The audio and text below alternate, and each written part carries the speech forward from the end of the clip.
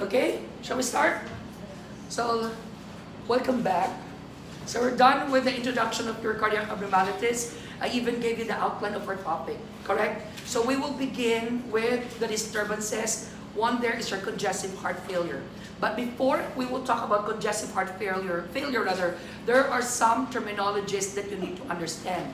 Example is the stroke volume, okay? Cardiac output, preload, afterload, ejection fraction, correct? I will no longer talk about tachycardia, bradycardia, you know those stuff, okay? So there are terminologies you need to understand, okay? So first is what we call your stroke volume. Stroke volume. Number 2 is what we call your cardiac output. Number 3, you have your preload. Number 4, we have afterload. Iba din po yung e-load. Sa cellphone yun, electronic load. Can you follow? Number 5, you also have your ejection fraction. Ejection fraction. Okay, clear?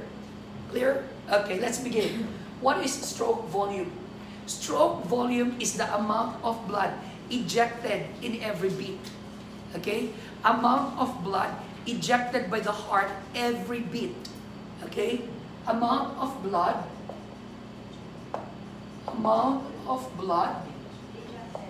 ejected every beat.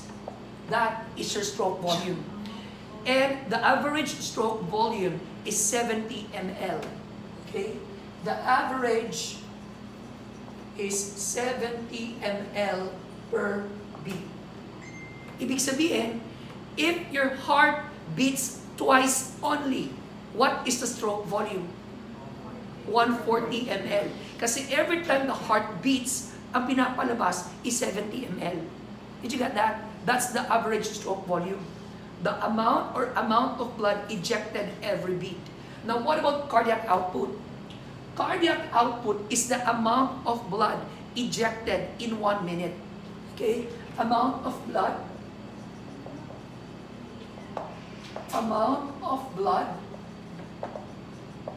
ejected in 1 minute. In 1 minute. And I think you know the formula of your cardiac output. The cardiac output is a product of heart rate and stroke volume. The formula is cardiac output is equivalent to heart rate times stroke volume. Kaya na, for you to get the cardiac output, you need to know the heart rate of your patient. Therefore, if the heart rate of the patient is 60 beats per minute, in 1 minute, the heart beats 60 times. So what is the cardiac output? 60 times 70, because the stroke volume is 70. So that is the cardiac output of your patient. Maliwanag? Next, what is preload? Preload, okay, is the degree of stretchability of the ventricles prior to contraction. Or shall I say, a condition or the initial stretching, the degree of stretchability, stretching of the ventricles prior to contraction. The degree of stretchability or a condition of the ventricles prior to contraction. Okay? Or the initial stretching of ventricles, okay, just before contraction. Copy, and I will explain this in a while. Next, afterload. Afterload is the resistance or the pressure that the heart needs to overcome to pump the blood out. Afterload refers to the resistance, or shall I say, the pressure, resistance, or the pressure that the heart needs to overcome in order to pump the blood out. Clear? Clear? Yes, sir. Okay. What about ejection fraction? Ejection fraction is the percentage of blood ejected by the heart. Percentage of blood ejected by the heart. Okay? Of course, it primarily what? Refers to your left ventricle. And the average ejection fraction, normal, is greater than 55%. The higher the ejection fraction, the better. Okay? Are you done? Are you done? Yes, sir. Okay. I want to emphasize here, preload, afterload, ejection fraction. Finish copying? Finish copying? Okay. Everybody eyes here. Everybody eyes here. Remember that this is our heart. Correct? Tama po ba? Our heart is divided into 4 chambers. The right atrium, the right ventricle, the left atrium, the left ventricle. Simple. Correct? Now, the blood that enters the right atrium, sorry, the blood that enters the right atrium, saan galing yan? Galing yan sa superior and inferior vena cava. In short, the blood that enters the heart, saan galing? Systemic circulation. Correct? Paliwanag? Now, when the blood enters the right ventricular area, the right ventricle pumps blood going where?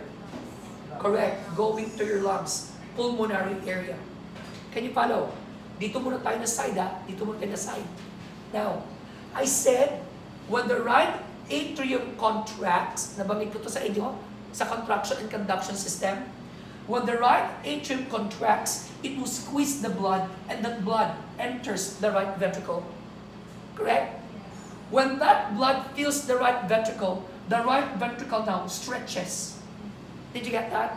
Magse-stretch siya because it is being filled with blood. Can you follow? That stretchability of the ventricle prior to its contraction, bago siya mag-contract, ang tawag doon, preload. Can you follow? Did you get that? That is what we call preload. Same thing with the left side. When the left atrium contracts, it will squeeze the blood, and that blood enters the left ventricle. When blood fills the left ventricle now stretches because the blood is being pumped by the left atrium. And that stretchability there, prior to left ventricular contraction, ang tawag doon, preload. Did you get that? Yes, sir. Did you get that? Okay, naintindihan yung preload. Now, remember that the right ventricle pumps the blood. It pumps the blood to the pulmonary area. Correct? And left ventricle pumps blood going where? Systemic circulation to the aorta. Can you follow? Pwede ka bang muna burahin ito nasa taas? Okay.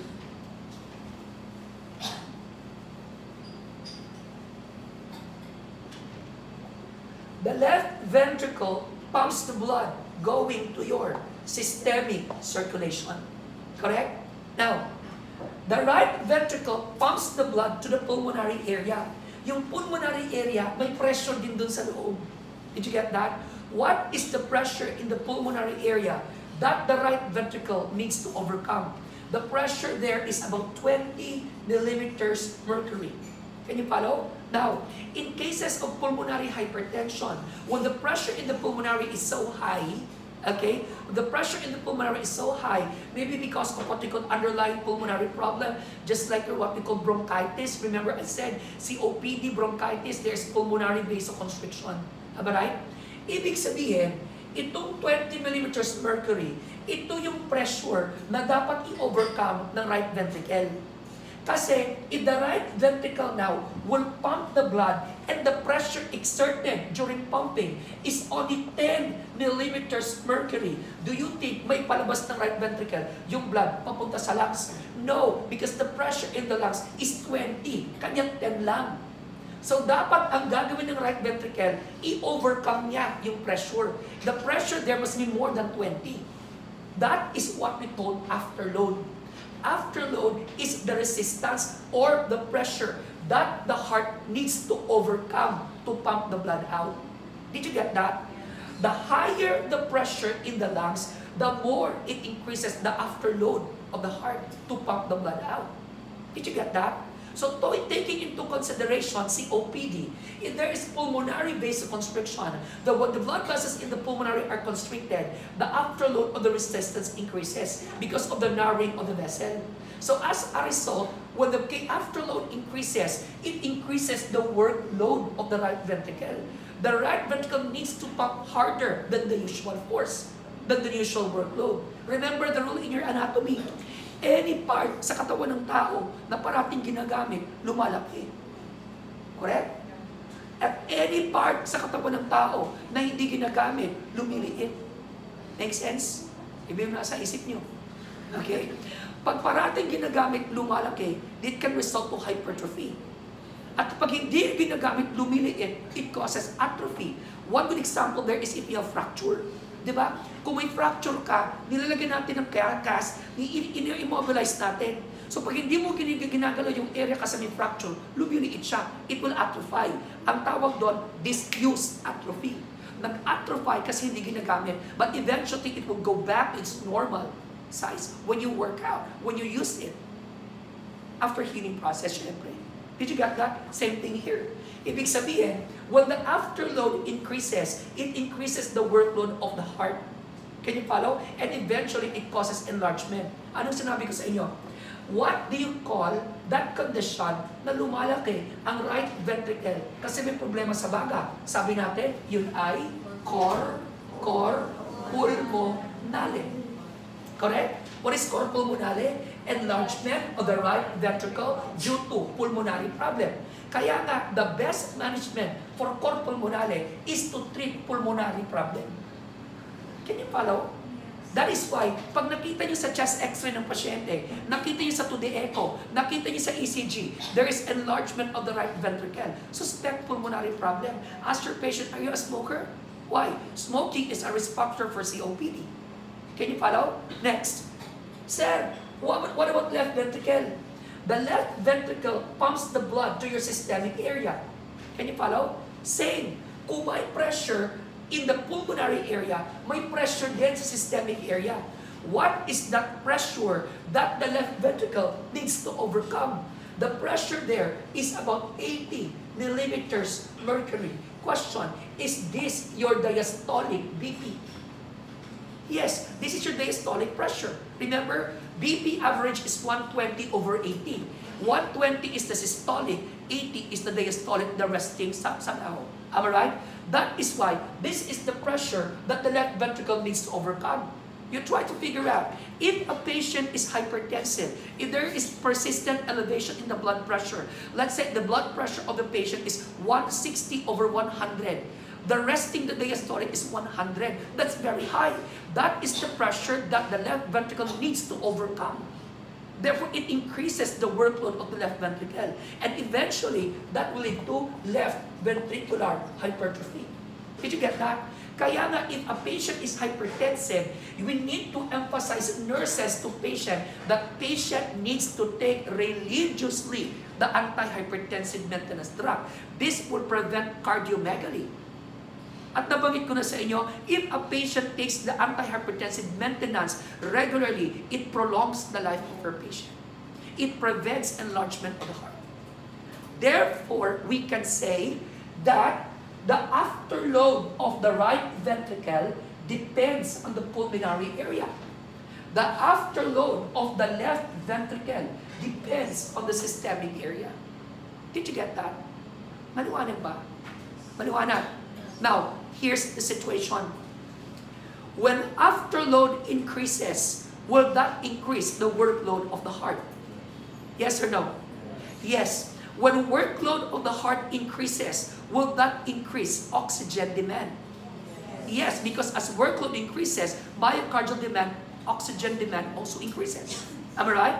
Apart from that, when the workload of the heart increases, will that cause hypertrophy? Yes or no? Enlargement, yes. You try to analyze. If there is persistent or chronic enlargement of the heart, will that affect elasticity of the heart? Will that affect contraction? Yes. Just like a what? Just like a rubber band. Look at the analogy. Lahat naman siguro nakakita ng rubber band. Okay? If you stretch rubber band for long period of time, hawakan mo siya at stretch mo siya for 1 week. 1 week siyang nakastretch. 1 month siyang nakastretch. After that period of time, bibitawan mo siya. Babalik ba siya sa tamang anyo? Hindi. It loses its elasticity because you stretch it for a long period of time. Same thing with your heart. When the heart is stretched, when the heart now, okay, nag-dilate for a long period of time, it affects its elasticity. Hindi na siya mag-pump ng maayos. Ang tawag natin doon, heart failure. What is heart failure? Inability of the heart to pump well. Did you get that? Kaya nga, ang pasyente ba na may heart failure, do we have a problem with the heart rate? Yes. No! There's no problem with the heart rate. The problem of patient with heart failure is contractility, not the heart rate.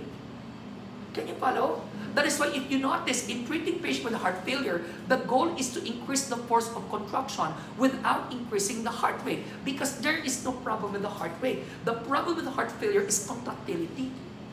Did you get that? Maliwanag ba, nurses? Maliwanag ba? Okay, very good. Okay, clear? Clear. Naintindihan yung preload, afterload. Okay, next. Ejection fraction. Ejection fraction is the percentage of blood ejected by the heart. Okay? The average minimum is actually 55%. The higher the ejection fraction, the better. We will be able to get this if patient submits himself for two-dimensional echocardiography. Kaya malaking tulong ang 2D echo to find out what? Okay? Cardiac, what? Functioning. Can you follow? Okay, two-dimensional echocardiography. How efficient? Am I right? And as well as it will also check what? The thickness of the myocardial muscle. Plus, nakikita sa two-dimensional echocardiography if there is regurgitation or backflow of blood. Doon din makikita kung may valvular defect yung patient. Kaya malaking tulong yung two-dimensional echo or your 2D echo. Am I right? Now, here's the situation.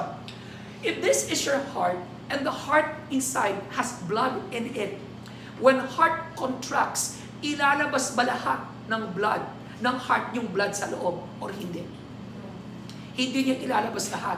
Therefore, expected pala when the heart contracts, when the heart pumps the blood out, may lalabas na blood, pero may maiiwan pa na blood sa loob ng heart. Hindi niya lahat ilalabas. So yung percentage na ilalabas niya is 55% or above. Can you follow? For the sake of discussion, just an example. Example lang ha. Example.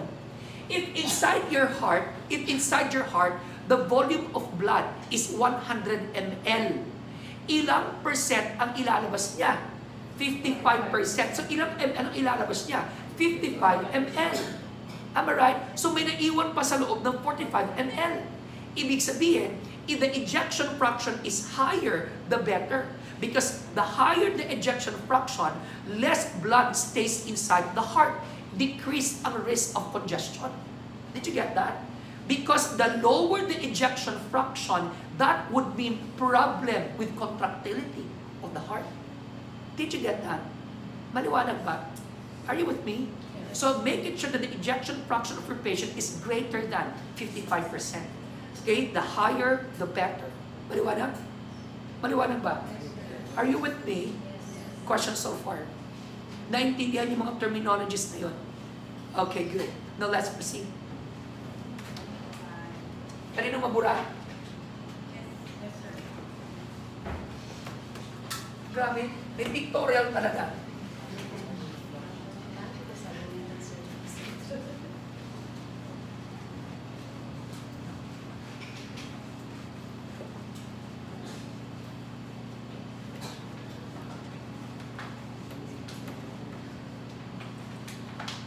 Okay.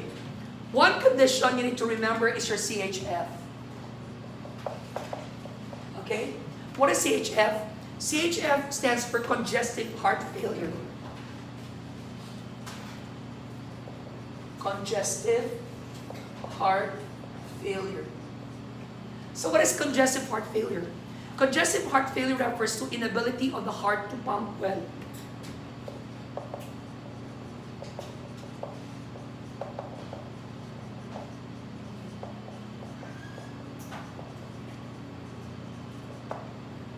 Inability of the heart to pump well. So again, may problema ba tayo sa heart rate? No, it's more of one contractility issue. Correct? Contractility problem. Now, what causes heart failure? What causes heart failure? Number one, heart failure may be related to or a complication of myocardial infarction. Correct? Myocardial infarction. Sir, why? Why is it that CHF is possible or a complication of MI? Because in myocardial infarction, alam natin in MI, there's coronary occlusion. Alright? And this coronary occlusion will disrupt normal blood flow to the heart. And as a result, the heart did not receive enough supply of blood, enough supply of oxygen. And that can cause myocardial damage. Can you follow? So this is due to myocardial damage. So therefore, if the heart is injured, do you think it will pump well? No, it will not. Did you get that? Next. Another reason of congestive heart failure is cardiomegaly. Cardiomegaly. It's enlargement of the heart. Correct?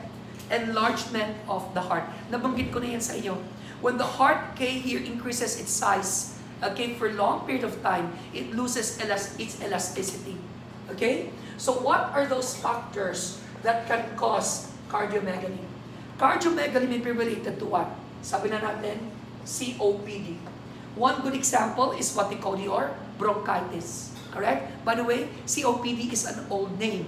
What is the new name of COPD? The new name is your CAL. What's CAL? Chronic airflow limitation. Chronic airflow limitation.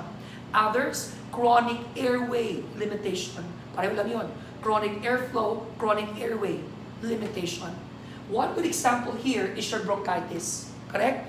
And I said that patient with COPD can cause enlargement of the heart. Where? More on the right side or more on the left side? Right side. Right ventricular hypertrophy. Cor pulmonale. Can you follow? Right ventricular hypertrophy. Next. Another condition that can cause enlargement of the heart, as mentioned, is hypertension. Correct? And hypertension can cause enlargement of what? Right side or left side?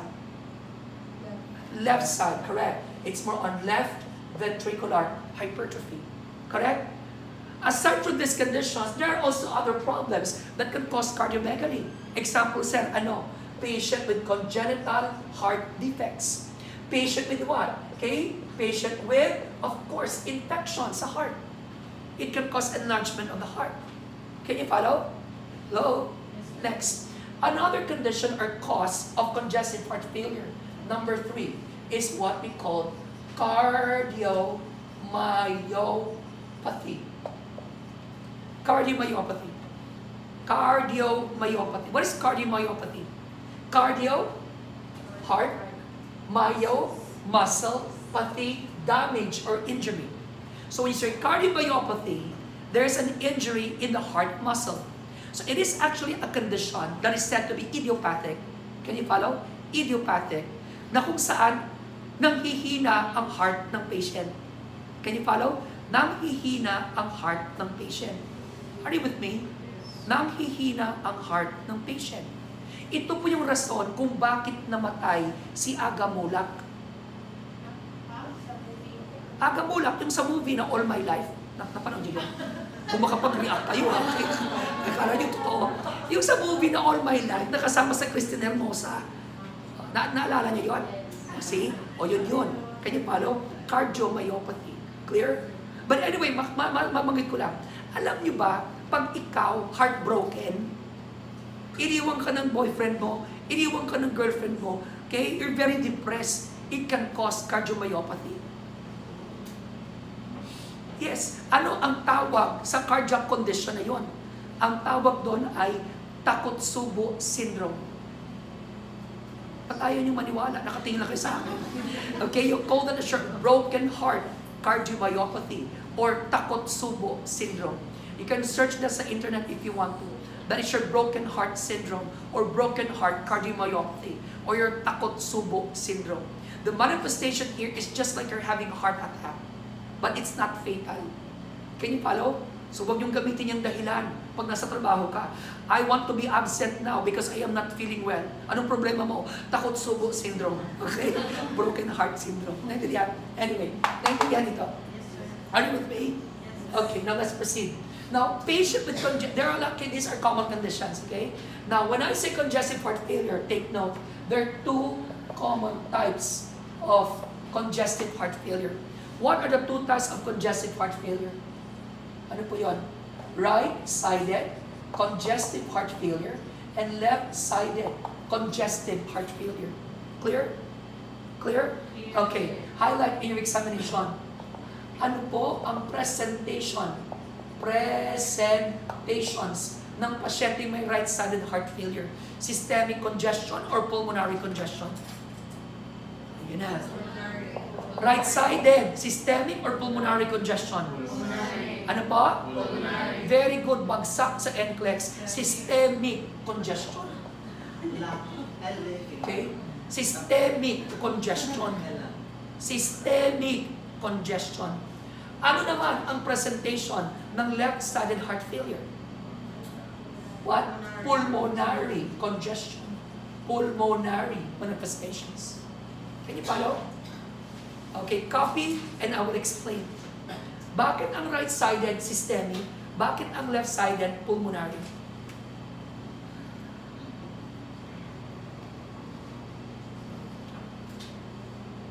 Finish? Finish? Okay, good. Everybody is here. Let's go back again to our drawing.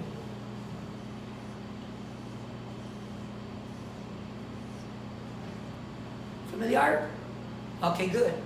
Right atrium, right ventricle, left atrium, left ventricle. Question again. Saan galing yung blood na pumapasok sa right and left, sa right atrium? Sa systemic, from your superior and inferior vena cava. Tama? Now, what is right-sided heart failure? There is heart failure where? On the right side. What is heart failure? Inability of the heart to pump. Ibig sabihin, the right side of the heart is not pumping well. Did you get that? So you try to analyze, common sense will tell you, pag hindi mag-pump ng maayos yung heart, makakalabas ba ang blood papunta sa lungs? No. Pag hindi makalabas yung blood papunta sa lungs, saan pupunta ang blood? Mag-congest siya sa loob ng right side ng heart. Kaya wala, kasi nga hindi siya nakalabas. Kasi hindi nag-pump na maayos ang heart. Therefore, it can result to congestion on the right side. So analyze, pag napuno ang right ventricle ng blood, makapasok pa ba ang blood sa right atrium? Hindi. It will also fill the right atrium. Therefore, where is the congestion? Right or left? Right. Right-sided congestive heart failure. Therefore, pag na-congest ang right side ng heart, do you think it's possible for systemic blood to get inside? No. It causes systemic congestion. Systemic manifestations. Can you follow? Clear? Oh, right-sided systemic congestion. Left-sided heart failure. Saan yung heart failure? Left side. Heart failure, inability of the heart to pump well. Hindi nagpapump ng maayos ang left side ng heart. So pag hindi siya mag-pump ng maayos, hindi niya may palabas ang blood papunta sa systemic circulation. Therefore, as a result, the blood congests on the left side. left congestion develops. If left side of the heart is congested, alam natin na yung blood na papasok sa left side, galing yan sa lungs. Since hindi siya makapasok kasi congested, puno na dito sa left side, the blood will accumulate, congest in the lungs, causing pulmonary congestion. O, naintindihan? Yes. Tama. Okay? Can you follow? Now, so don't forget that. That's so important in your NCLEX. Right-sided heart failure is systemic congestion. Left-sided heart failure is pulmonary congestion. Pagdating sa NCLEX, ang common question dito ay select all that apply.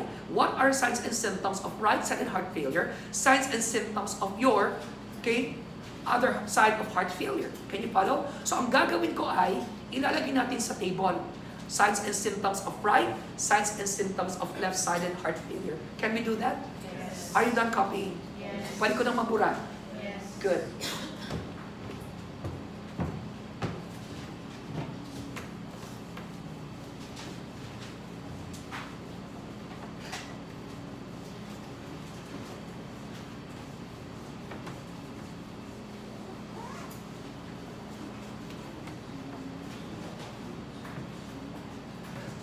Okay, so let's talk about signs and symptoms of a patient with heart failure. Signs and symptoms of your, nasan yan? Okay, here. Signs and symptoms of a patient with heart failure. Okay, divide natin yan into two sides. Okay, here, lagay natin, right-sided congestive heart failure. Here, lagay natin, left-sided congestive heart failure. Okay, so tell me again, right-sided, saan yung congestion yan? Correct. It is more of systemic congestion. Left-sided, where's the congestion? Correct. Pulmonary congestion. Maliwanag? Okay. Now, listen carefully. Right-sided heart failure will give you systemic congestion. Because of systemic congestion, expected pa magkakaroon ng edema yung pasyente. Yes. Right-sided heart failure will also give you what? Tell me. Weight gain or weight loss? Weight gain. Nabanggit ko rin sa inyo sa fluids and electrolytes. When can we say that there is fluid volume excess, congestion, excess, if the patient here gained more than or equal to 1 kilogram or 2.2 pounds per day? Naalala niyo yun? I hope so. Next. Patient with right-sided heart failure because of what we call congestion, expected that there will be hypertension. Patient with right-sided heart failure because of what we call congestion. If you try to feel the pulse of your patient, weak or strong bounding pulse? Congestion, congest? Strong? Okay. Ha? No. Analyze. Okay. Okay. Ito po ang ugat. Okay? Ang pasyenteng may right-sided, nag-congest, maraming fluid sa loob ng ugat. Pag maraming fluid sa ugat, tataas ang pressure. Kung mataas ang pressure, hawakan mo siya. Weak ba siya or strong? Bounding. Strong kasi mataas ang pressure. Can you follow? So you will have a strong, and bounding pulse. Can you follow? Strong, bounding pulse. Question. Increase ba ang blood volume ng patient? Yes, sa expected, increase din ang CVP. Okay? Central venous pressure. Do not forget this. Your CVP nurses will evaluate right side of the heart functioning. Okay? Your CVP will evaluate right side of the heart functioning. And what about sa left side? The left side of the heart functioning is evaluated by PCWP. That's your pulmonary, capillary, wedge pressure. Okay? I-discuss ko yun mamaya dito sa kabilang side. Dito muna tayo sa right side. So huwag kalimutan, your CVP evaluates right side of the heart functioning. Next, because of what we call systemic congestion, you will have DJV. What's DJV? Distended jugular vein or neck vein engorgement. Can you follow? Distended jugular vein or neck vein engorgement. What else? A patient nurses with systemic congestion will also eventually develop what? ascites. Can you follow? A patient with right-sided heart failure because of systemic congestion, pwedeng lumaking liver ng pasyente. Correct? So patient may have hepatosplenomegaly. Can you follow? Now, I want you to ask, put an asterisk, underline, HEPA. Will that affect the liver of your patient? Yes, that is why a patient with right-sided heart failure affected ang liver eventually. Patient will develop a complication called liver cirrhosis. Can you follow? Okay, it leads to a condition called liver cirrhosis. Sir, what type of liver cirrhosis is present to your patient? Maraming klaseng liver cirrhosis, am I right? May liver cirrhosis na due to alcoholism. May liver cirrhosis na due to liver infection. May liver cirrhosis niya due to what? Bile flow problem or obstruction. May liver cirrhosis niya due to what? Cardiac problem. Ano ang tawag sa liver cirrhosis if this liver cirrhosis is related to heart failure? Ang tawag doon ay cardiac cirrhosis. Cardiac cirrhosis. Don't worry, I will discuss this pagdating natin sa gastrointestinal disturbances na concept. Okay?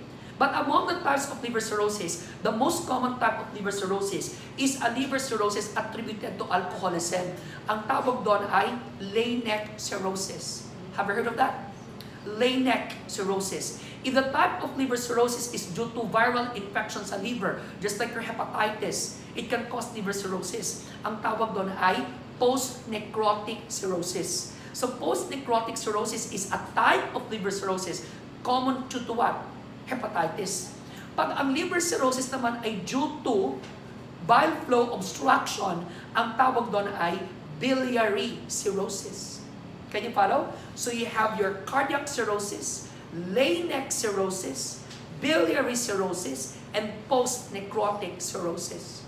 Okay? Anyway, the type of liver cirrhosis is your cardiac because of heart failure. So don't forget this. What type of heart failure causes liver cirrhosis? Right side or left side?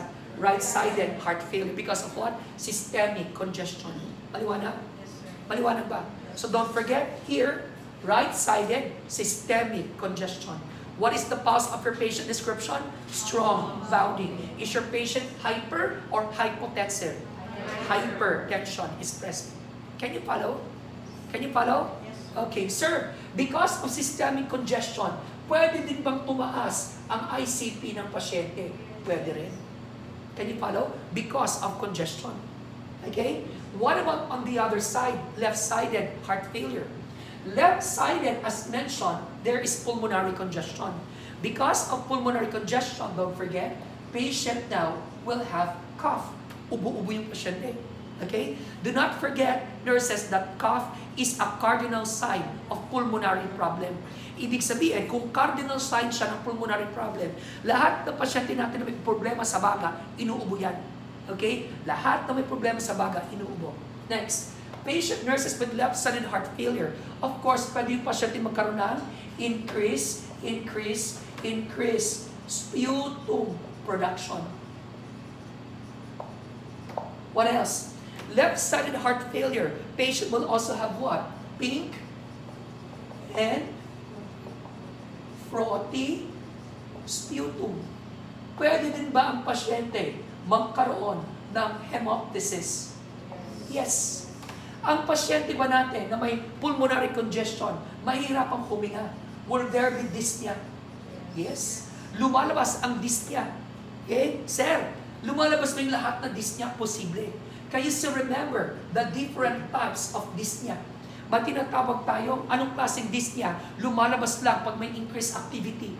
Pag nakaupo siya, hindi siya nahihirapang huminga. Pero pag gumagalaw siya, naglalakad siya, nahihirapan siyang huminga. Ang tawag doon ay exertional dyspnea.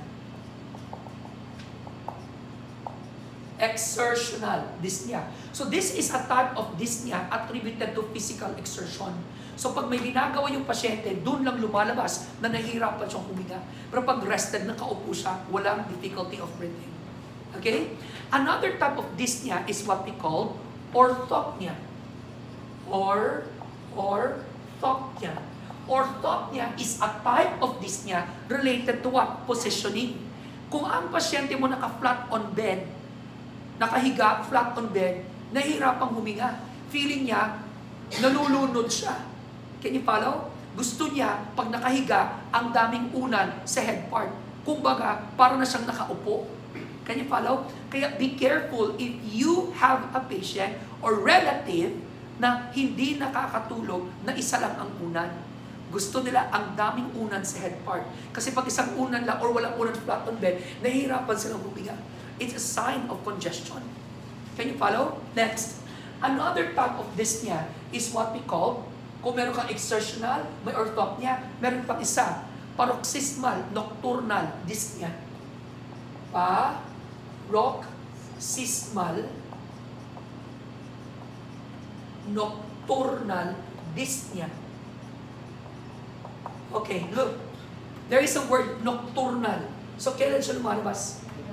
Gabi lang. Okay, gabi. Sir, bakit gabi lumalabas? Bakit gabi lumalabas? Trip niya lang. Okay, gabi lang. No, there's a reason behind. Because during daytime, when you were active during daytime, most probably you were sitting for a long period of time, you were active. Because of gravitational pull, the fluid will congest on the lower extremities. Kaya minsan mapapansin mo on the later part, towards later afternoon, nabamaga yung paa mo. Can you follow? Susuotin mo yung sapatos mo na masusuot kasi nga, lumaki yung paa.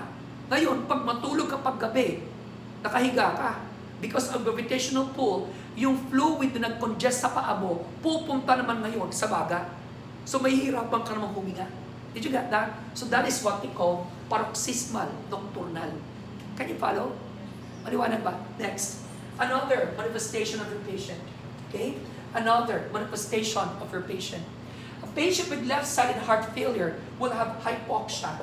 Tama? Sir, pag sinabi ko bang hypoxia, decreased oxygen to the tissues. Yes.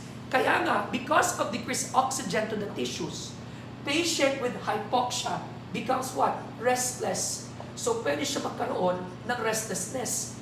Restlessness is due to cerebral hypoxia. Okay, do not forget this in your NCLEX. Restlessness, confusion, okay, sila ang mga indications of cerebral hypoxia, usually on the early phase. Can you follow? So, confusion as well.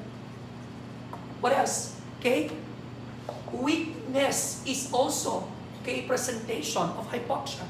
At huwag kalimutan, sir, hypoxia, decreased oxygen. What do you think is the compensatory mechanism of the heart if there is decreased oxygen to increase the heart rate? Kaya nga, you will have tachycardia, which is a common mistake of nurses in the exam. Nilalagay nila ang tachycardia sa right-sided. Wrong. Ang tachycardia is left-sided, compensation ng hypoxia.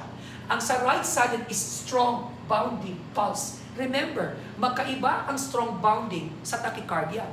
Ang tachycardia, mabilis ang tibok ng puso.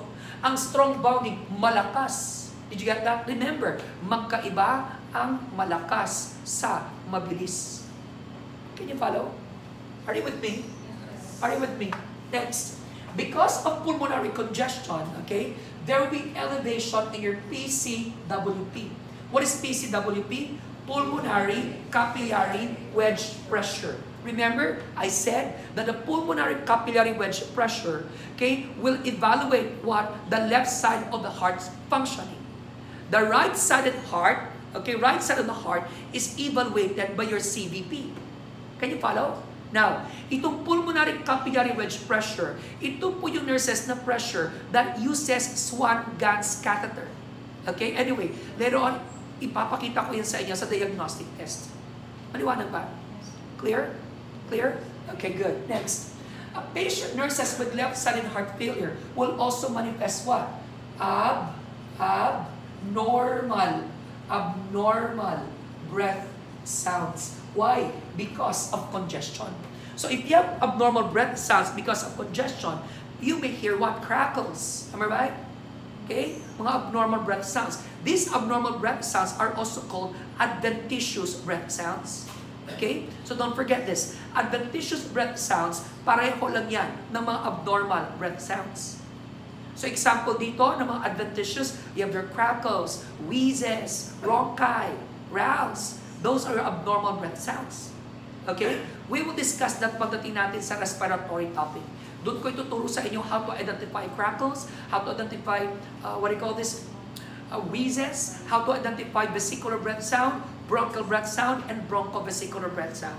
Focus tayo dito. Tandaan nyo may abnormality siya. Did you get this? So if you notice, left-sided is more of what? Pulmonary congestion. Right-sided is more of what? Systemic congestion. Question so far? May tanong wala? Okay, copy.